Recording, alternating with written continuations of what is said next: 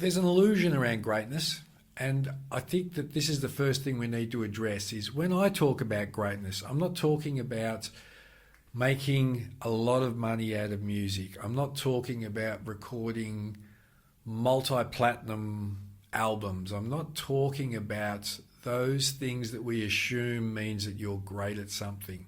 Usually it's around wealth, but that's not what I'm talking about. To me, greatness is the ability to create something you love, or to be involved in something you're passionate about and to move forward with it.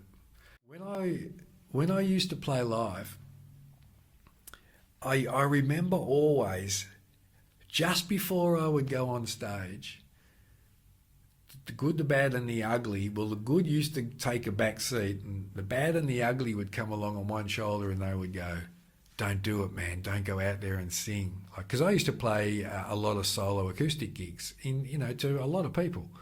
Sometimes the worst audience was when there was no audience, or 3 or 4 people. They're the hardest people to sit in front of. But I used to have this voice that would go, don't do it, man. It was like my ego going, oh no, we're going to look like, oh fucking hell, don't do it. And I used to just like go, shut up. Like, shut up.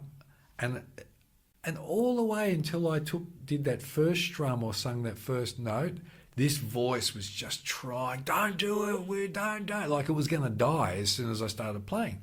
And as soon as I hit that first chord or sung that first verse, that voice disappeared. And I was in my greatness. So moving towards greatness has the good, the bad and the ugly that cling to it.